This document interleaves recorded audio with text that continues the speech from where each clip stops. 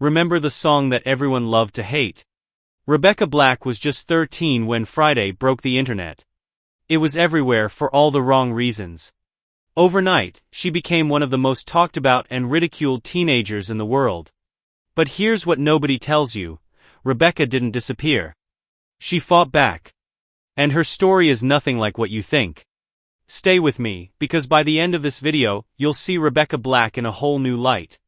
What happened to the girl behind one of the internet's most infamous songs? The answer will leave you stunned. Back in 2011, the world was a very different place. Social media wasn't what it is now, but one thing was already true: the internet loved tearing things apart. And Rebecca Black, just 13 years old, walked right into the crosshairs. It all started as a fun project, a music video for a song called Friday. It was cheesy, over the top, and innocent. But somehow it went viral, amassing millions of views in days. At first it seemed like a dream come true. Imagine being a teenager and seeing your video blow up overnight. But it didn't take long for the internet to turn on her. Friday wasn't just a meme, it was the punchline to every joke. Headlines called it the worst song ever. Late-night comedians tore it apart. The comments were brutal: "She can't sing, who let this happen?" And Rebecca? She was just a kid watching her life spiral out of control. The backlash nobody saw coming. Rebecca became the internet's punching bag almost overnight. She faced relentless online trolling, thousands of comments mocking her voice, her appearance, even her existence. But it didn't stop there. In real life, things were just as bad. Rebecca was bullied at school. Strangers would approach her in public not for autographs but to insult her. Imagine being 13 and receiving death threats over a music video. That's the reality Rebecca faced. She later admitted that she didn't want to get out of bed most days. She felt trapped, isolated, and completely overwhelmed. "I thought my life was over," she confessed in an interview years later. And honestly, who could blame her?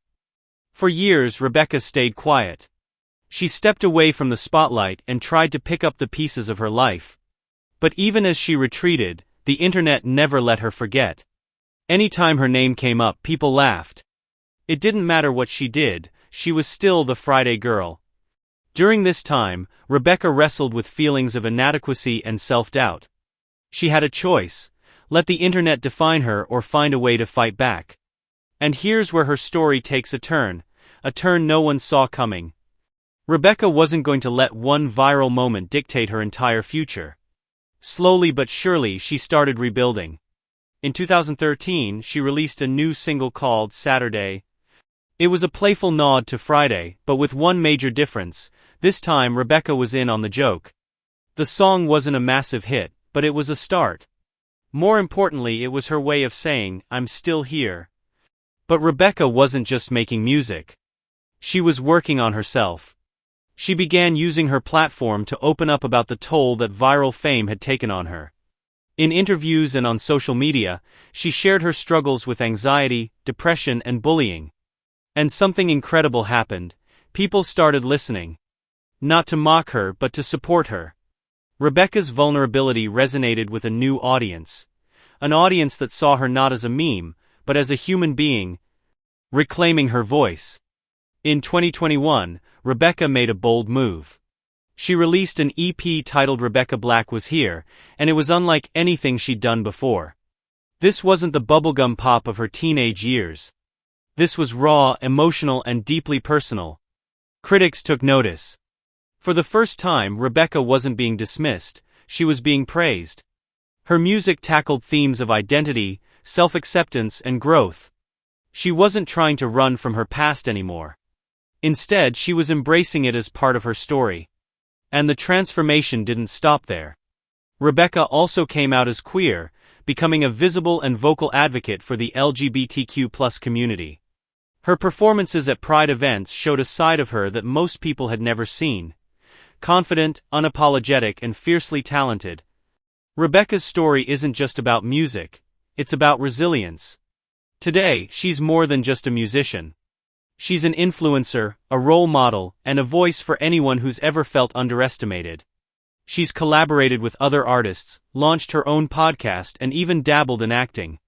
She's also spoken out about internet culture, calling for more kindness and empathy in an age where viral fame can destroy lives. And here's the kicker. Rebicca isn't just surviving, she's thriving. She's turned what could have been a cautionary tale into an inspiring comeback. The internet may have laughed at her, but now, she's having the last laugh. Rebicca Black's story is a reminder that no matter how bad things get, you can rewrite your narrative. She turned pain into power, ridicule into resilience, and a viral joke into a meaningful career. So here's my challenge to you. Think about someone in your life who's been judged unfairly, maybe even you. Share Rebicca's story with them. Let them know that it's never too late to turn things around. And as for Rebicca, if you're watching this, we're rooting for you. Because in the end, it's not about how you start, it's about how you finish.